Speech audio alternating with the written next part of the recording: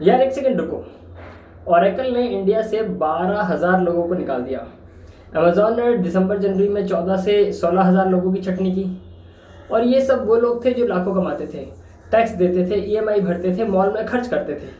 तो सवाल ये नहीं कि उनकी जॉब गई, सवाल ये है कि जब हाई इनकम ग्रुप की जॉब जाती है तो पूरी इकोनॉमी को कौन हिलाता है। आज इसी पर बात करते हैं। देखो, आईटी इंडस्ट्री इंडिया की इकोनॉमी का एक बड़ा पिलर है। करीब 60 लाख लोग डायरेक्टली इस इंडस्ट्री में काम करते हैं और ये वो लोग हैं जो इंडिया में सीरियसली टैक्स देते हैं। अब एक शॉकिंग फैक्ट सुनो, इंडिया में 8 करोड़ से ज़्यादा लोग आईटीआर फाइल करते हैं, लेकिन उनमें से 63% कोई टैक्स नहीं देते। सिर्फ 1.5% पॉपुलेशन एक्चुअली टैक्स पे करती है और उसमें सबसे बड़ा हिस्सा, यानी फिर ये कहें कि बड़ा हिस्सा आईटी सेक्टर के प्रोफेशनल्स का है। तो जब इन लोगों की नौकरी जाती है तो गवर्नमेंट की टैक्स कलेक्शन हिलती है, कंजम्पशन गिरती है और इकोनॉमी को डायरेक्टली झटका लगता है। अब असली बात, ये छटनी हो ही क्यों रही है? एक ही वर्ड है दोस्तों, आर्टिफिशियल इंटेलिजेंस। कंपनीज कह रही है कि हम एआई से वो काम करा सकते हैं जो पहले 10 डेवलपर्स करते थे। डेवलपमेंट, कोडिंग, टेस्टिंग सब कुछ एआई हैंडल कर रहा है। इसलिए मिड लेवल और जूनियर प्रोफेशनल सबसे ज़्यादा खतरे में हैं। लेकिन यहाँ कॉन्ट्रडिक्शन देखो, जो कंपनीज एआई यूज़ करके लोगों को निकाल रही है वो अपना प्रॉफिट बढ़ा रही है, लेकिन उस प्रॉफिट पर कोई ह्यूमन रिप्लेसमेंट टैक्स नहीं है, कोई अकाउंटेबिलिटी नहीं है। और दूसरी तरफ जो लोग निकल रहे हैं उन्हें अगली नौकरी ढूंढने में महीनों लग रहे हैं, क्योंकि बाकी कंपनियां भी हायरिंग फ्रीज कर चुकी हैं। तो ये सिर्फ एक कंपनी की प्रॉब्लम नहीं है, ये एक सिस्टमिक शिफ्ट है।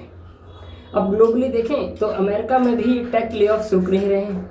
मेटा, गूगल, माइक्रोसॉफ्ट सब ने 2023-24 में ही देखें तो मास ले ऑफ किए हैं।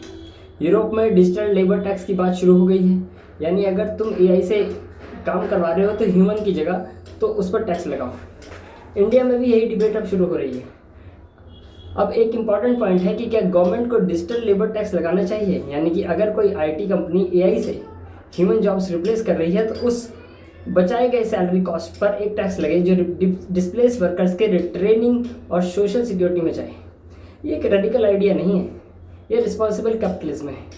साथ ही इंडिया का ग्रोथ फोरकास्ट 2026-27 के लिए 6.9% है, लेकिन अगर कंजम्पशन गिरी क्योंकि हाई अर्निंग आईटी प्रोफेशनल्स की परचेजिंग पावर कम हो जाएगी तो यह ग्रोथ नंबर सिर्फ पेपर पे रह जाएगा। अब तुम सोच रहे हो कि भाई मैं आईटी में नहीं हूँ, मुझे क्या फ़र्क पड़ता है?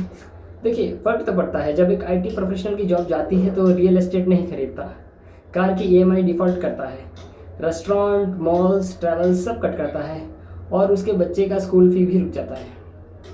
ये रिपल इफेक्ट है। इकॉनमी एक वेब की तरह है, एक धागा खींचा पूरा हिल जाता है। और जनजी के लिए तो और भी ज़्यादा क्रिटिकल है, क्योंकि जब तुम जॉब मार्केट में जाओगे तब एआई ऑलरेडी वो रूल्स ले चुका होगा जो तुम टारगेट कर रहे थे। तो इस मामले में फाइनल थॉट ये है कि एआई रोकने की ज़रूरत नहीं है, एआई को रेगुलेट करने की ज़रूरत है।